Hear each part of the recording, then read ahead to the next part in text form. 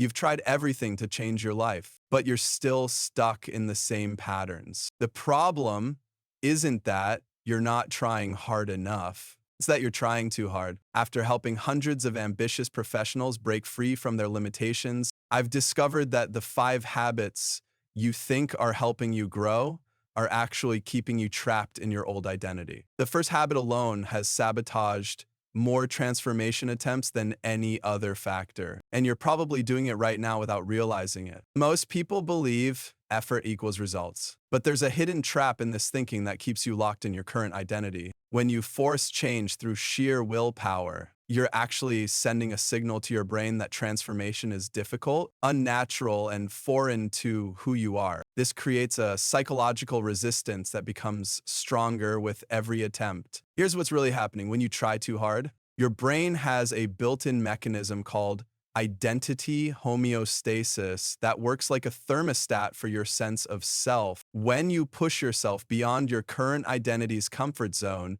through excessive effort, this system kicks in to pull you back to baseline. The harder you push against your established patterns, the stronger the psychological pullback becomes. Your brain interprets constant striving as evidence that change doesn't belong to you. And think about it, if something came naturally, you wouldn't need to struggle with it every single day. When you wake up at 5 a.m. to meditate, force yourself through workout routines you hate, or white knuckle your way through new habits, you're unconsciously reinforcing the belief that you're someone who has to fight against their nature to improve. The neurological explanation reveals why this approach backfires so consistently. Every time you rely on willpower to override your natural tendencies, you strengthen the neural pathways associated with resistance and struggle. Your prefrontal cortex, responsible for executive decisions, becomes fatigued from constant override attempts, while your limbic system, which governs emotional responses and automatic behaviors, grows more defensive of your existing patterns. Research from multiple behavioral psychology studies shows that willpower-based approaches fail 92% of the time within the first 3 months.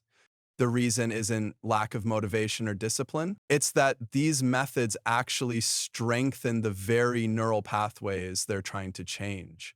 When you consistently use force to modify behavior, you create a neurological association between change and stress, making future transformation attempts even more difficult. Picture person A who decides to completely overhaul their life overnight. They commit to waking up at 5 a.m., exercising for an hour, meditating for 30 minutes, eating for another 30 minutes, tracking their calories, journaling, and practicing gratitude daily.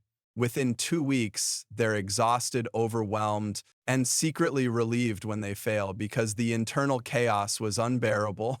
This approach reinforces their identity as someone who struggles with consistency and self-discipline. Person A's brain processes this experience as confirmation that they're not the type of person who maintains healthy habits. The excessive effort required to sustain 10 new behaviors simultaneously creates such internal resistance that their identity homeostasis system works overtime to restore the familiar patterns. They end up more convinced than before that lasting change isn't possible for them. Now consider person B, who takes a completely different approach.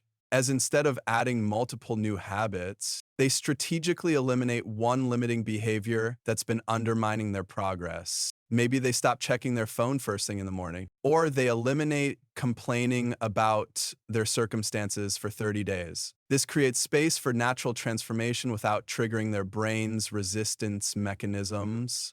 Person B's approach works because strategic removal doesn't threaten their current identity. When you stop doing something that doesn't serve you, your brain doesn't interpret this as foreign or difficult. It feels like relief. There's no internal struggle because you're not trying to become someone different. You're simply removing obstacles that have been preventing your authentic self from emerging. This single shift changes everything about your approach to personal growth because it works with your psychology instead of against it. When you create space by removing limiting behaviors, positive changes often happen automatically. You naturally start making better choices because you've eliminated the patterns that were sabotaging your progress. The key insight here is that strategic removal bypasses your brain's resistance because it doesn't activate identity homeostasis. Your sense of self remains intact while the behaviors that were keeping you stuck simply disappear. You're not trying to force yourself into a new identity. You're allowing your existing potential to surface by removing the barriers that were blocking it. This understanding transforms how you approach every aspect of personal development. Instead of asking what you need to add to your life, you start asking what you need to subtract. Instead of trying to become someone new through force and effort, you focus on disappearing the patterns that have been holding the real you hostage. The implications of this discovery extend far beyond just habit formation, touching every area where you've been unconsciously sabotaging your own progress. Real transformation happens in the space between who you were and who you're becoming, not through force or excessive effort. The most productive people often engage in sophisticated forms of staying stuck. They busy themselves with activities that feel like progress but actually reinforce their current limitations. They attend endless seminars, consume self-help content,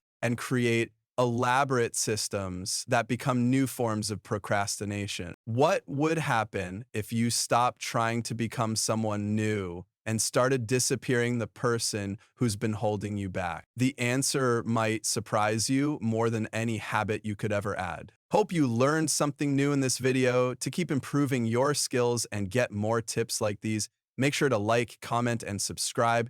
What do you want to see next? Let me know below.